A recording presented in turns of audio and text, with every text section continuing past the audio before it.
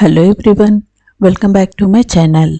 आज हम बनाएंगे बहुत ही हेल्दी और न्यूट्रिशियस लड्डू। कोई भी सीजन में इन लड्डू को खा सकते हैं। खासकर इन लड्डू को विंटर्स में खाने से बहुत ही ज़्यादा फायदेमंद रहेगा। तो आप भी मेरे तरीके से इन लड्डू को ज़रूर ट्राई कीजिए। तो चलिए आज की रेसिपी बनाना स्टार्ट करेंगे। गैस पर पैन रख देंगे। 1.5 टीस्पून देसी घी डालकर लो फ्लेम पर गर्म कर लेंगे।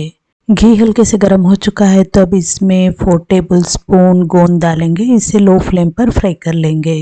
तो ये देखिए, गोंद इस तरीके से अच्छे से फ्राई करना है। ये बढ़िया से फ्राई होगा तो फूल कर पॉपकॉर्न जैसे हो जाएगा। तो ये ठीक से फ्राई नहीं होगा तो हार्ड रह जाएगा, तो जब चबाएंगे तो दांतों में चिपकने लगेगा। गोंद डालने की वजह से लड्डू में बहुत ही बढ़िया टेस्ट भी आएगा और क्रंच भी आएगा। खासकर गोंद न्यू मॉम्स और टीनेजर्स के लिए तो बहुत ही ज़्यादा फायदेमंद रहता है, लेकिन अगर आपके पास नहीं हो तो स्किप कर सकते हैं। देखिए, गोंद अच्छे से फ्राई हो चुका है तो चलिए अब इसे हम पैन से निकाल लेंगे। तो अब इसी पैन में हम डाल देते हैं 1/2 टीस्पून देसी घी। तो गैस की फ्लेम को मैंने लो रखा है। तो लो फ्लेम पर ही काजू भी फ्राई कर लेंगे। बहुत ज़्यादा डार्क कलर भी नहीं रखना है काजू का, तो हल्का से फ्राई करना है। बहुत ज़्यादा डार्क कलर तक हम फ्राई करेंगे तो लड्डू का टेस्ट बिगड़ जाएगा। देखिए, काजू का हल्का से कलर बदल गया है तो अब इसे हम पैन से निकाल लेंगे। देखिए, काजू निकालने के बाद इसमें थोड़ा सा घी बचा हुआ है तो अब इसमें घी और डालने की ज़रूरत नहीं है। इसी में हम डाल देते हैं अखरोट। पहले भी मैंने आपके साथ कई तरीके के लड्डू के रेसिपी शेयर किया है। आप उन रेसिपीज़ को देखे होंगे। अगर नहीं देखे हों तो आई बटन में चेक कर सकते हैं। हर रेसिपी का जायका बिल्कुल डिफरेंट होता है क्योंकि हमने हर रेसिपी को बिल्कुल अलग तरीके से बनाया है। तो सभी बहुत ही मज़े के होते हैं। आप उन रेसिपीज़ को ज़रूर ट्राई कीजिए। तकरीबन 1 मिनट तक अखरोट को लो फ्लेम पर फ्राई करने के बाद अब इसमें डाल देते हैं पिस्ता। साथ में तरबूज के बीज डालेंगे और इसे अच्छे से लो फ्लेम पर तकरीबन 1 मिनट तक फ्राई कर लेंगे। तरबूज के बीज चटकने लगे हैं, इसमें से बढ़िया सी खुशबू भी आने लगी है। तो चलिए अब इसे हम पैन से निकाल देंगे। देखिए, पैन में का घी खत्म हो चुका है तो और 1/2 टीस्पून घी ऐड करेंगे। अब इसमें डाल देते हैं बादाम। तो आपको जो भी ड्राई फ्रूट्स जितनी भी क्वांटिटी में डालना हो डाल सकते हैं। बादाम भी तकरीबन 1 से 2 मिनट तक लो फ्लेम पर फ्राई कर लेंगे। आज की रेसिपी की ख़ास बात यही है कि ड्राई फ्रूट्स को फ्राई करने की हमें जल्दबाजी नहीं करना है। अगर कहीं से भी ड्राई फ्रूट्स जल जाएंगे या कुछ कच्चे रह जाएंगे तो इसका जायका बिगड़ जाएगा। तो सारे ड्राई फ्रूट्स इक्वली फ्राई होंगे तो इसका जो हम लड्डू बनाएंगे इसका जायका बहुत ही लाजवाब रहेगा। तो बादाम बढ़िया से फ्राई हो चुके हैं तो अब हम इसे पैन से निकाल देंगे। इसी पैन में किशमिश फ्राई कर लेंगे। तो किशमिश फ्राई करने के लिए भी ज़्यादा टाइम नहीं लगता, बस ये फूल जाएंगे तो हमें इसे पैन से निकाल देना है। तो इसी तरीके से और थोड़ी देर फ्राई कर लेंगे। अच्छा, तो किशमिश फ्राई करने के बाद इसे हम दूसरी प्लेट में निकालेंगे। अब यहाँ से जो भी फ्राई करेंगे उसे हमें दूसरी प्लेट में निकालना होगा। सेम प्लेट में नहीं निकालेंगे जिसमें हमने पिस्ता, अखरोट, बादाम निकाला है, उस प्लेट में नहीं निकालेंगे। ऐसा क्यों करना है मैं आपको आगे बताऊंगी। तो ये देखिए, अच्छे से फ्राई हो चुके हैं तो अब इसे हम एक प्लेट में निकाल लेंगे। देखिए, पैन में घी खत्म हो चुका है तो 1/2 टीस्पून घी ऐड करेंगे और इसी तरीके से काली किशमिश भी फ्राई कर लेंगे। देखिए, किशमिश भी अच्छे से फ्राई हो चुकी है तब इसे हम पैन से निकाल देंगे। इसी तरीके से एप्रिकॉट फ्राई कर लेंगे। 8 से 10 एप्रिकॉट यानी कि खुबानी, जिससे हम खुबानी का मीठा बनाते हैं, उसी को बीज निकालने के बाद मैंने छोटे पीसेस में कट कर लिया है।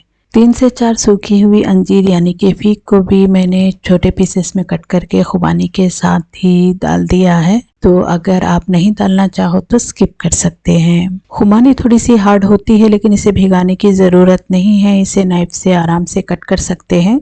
तो इसे छोटे पीसेस में कट करने के बाद लो फ्लेम पर इसे पकाने पर नरम हो जाएगी। तो इसे तकरीबन 2 मिनट तक लो फ्लेम पर पका लेंगे। तो ये ठंडी होने के बाद इसे आराम से ग्राइंड कर सकते हैं। तो ये देखिए, इसे लो फ्लेम पर तकरीबन 2 मिनट तक मैंने पका लिया है तो अब इसे हम पैन से निकाल देंगे।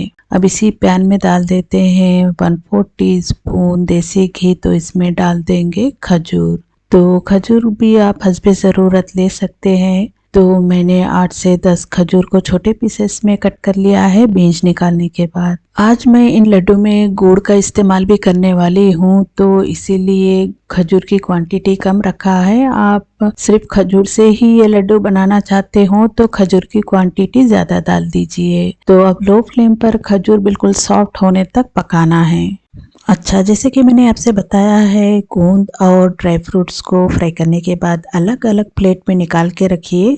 इसकी वजह यह है कि गोंद को हमें अलग से ग्राइंड करना होगा, तो फ्राई करने के बाद उसे अलग प्लेट में निकाल लीजिए। काजू, बादाम, अखरोट, पिस्ता और मगज को तो हम एक साथ ही ग्राइंड कर सकते हैं। इसे ग्राइंड करने में कोई मुश्किल नहीं होगी। तो ये सारे ड्राई फ्रूट्स को आप एक ही प्लेट में निकाल सकते हैं। उसके बाद चिपचिपे जो भी ड्राई फ्रूट्स हैं, जैसे कि किशमिश, खजूर, अंजीर और एप्रिकॉट को, इसे आप एक प्लेट में निकाल सकते हैं। क्योंकि ये चिपचिपे होते हैं तो इसे ग्राइंड करने के लिए थोड़ी सी मुश्किल होगी, तो आप थोड़ा थोड़ा डाल कर ग्राइंड कर सकते हैं। खजूर को सॉफ्ट होने के लिए तकरीबन 3 मिनट लगेंगे। आप चाहे तो खजूर, एप्रिकॉट और फीक तीनों को एक ही साथ भी पका सकते हैं। ये बढ़िया से सॉफ्ट हो जाएंगे तो अच्छे से ग्राइंड होंगे और लड्डू बढ़िया बनेंगे।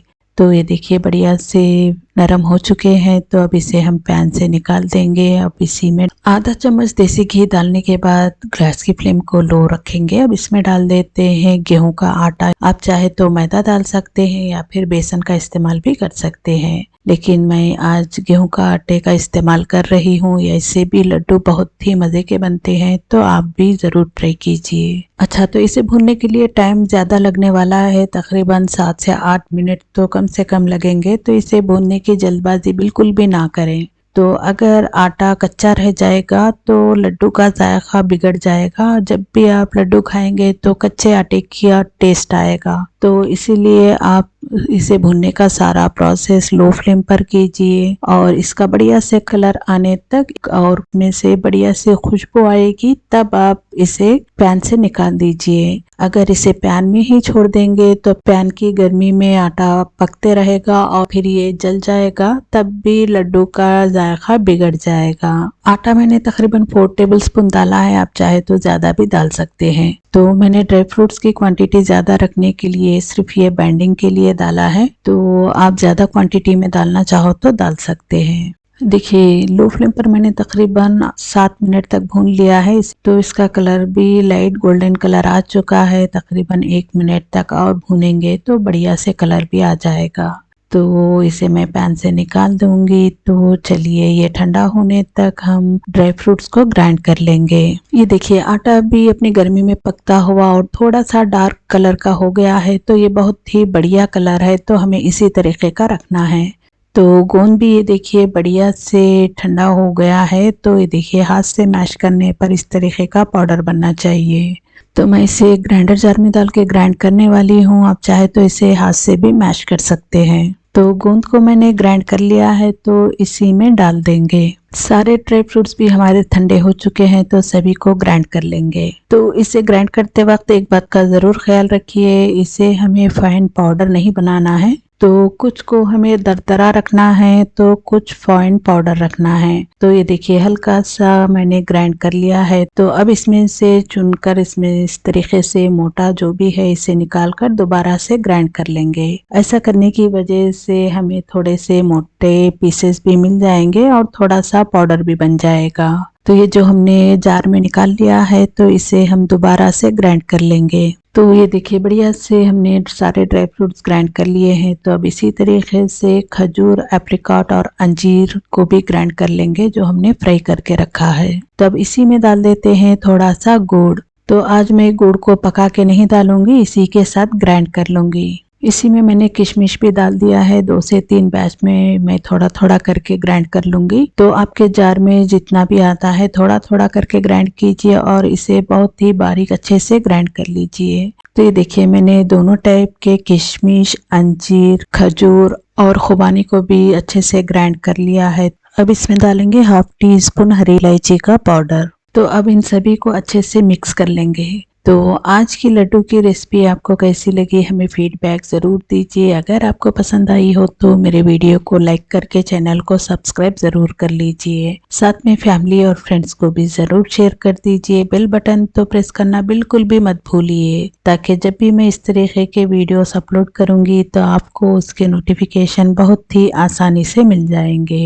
ये देखिए सारे ड्राई फ्रूट्स को तो मैंने अच्छे से मिक्स कर लिया है। तो अब इसमें डाल देते हैं थोड़ा सा साफ़रान। अगर आपके पास हो तो डालिए, वरना स्किप कर दीजिए। साफ़रान की काड़ियों को मैं इस तरीके से मैश करके डाल रही हूँ। आप चाहे तो ग्राइंड करते वक्त भी डाल सकते हैं या फिर साबुत भी डाल सकते हैं। तो अब इस स्टेज पर आप इसका टेस्ट कर सकते हैं। अगर आपको मिठास कम लग रही हो तो थोड़ा सा गुड़ या फिर खजूर को ग्राइंड करके डाल सकते हैं। तो अब इसे अच्छे से मिक्स कर लेंगे और इसके लड्डू बनाएंगे। तो ये लड्डू बनाना बहुत ही आसान है, सिर्फ फ्राई करने में ही टाइम लगेगा, लेकिन लड्डू बनाने में बिल्कुल भी टाइम नहीं लगता है। तो ये देखिए बहुत ही आसानी से लड्डू बन जाते हैं। तो इसे बनाने में कोई भी मुश्किल नहीं होती है। तो इसमें गुड़ को पका के डालने की भी ज़रूरत नहीं होगी, बहुत ही आसानी से इसमें बाइंडिंग आ जाती है। तो इसमें हमने गुड़ को पका के नहीं डाला है, इस वजह से लड्डू बहुत ही सॉफ्ट और टेस्टी होते हैं। तो इन लड्डू को आप कोई भी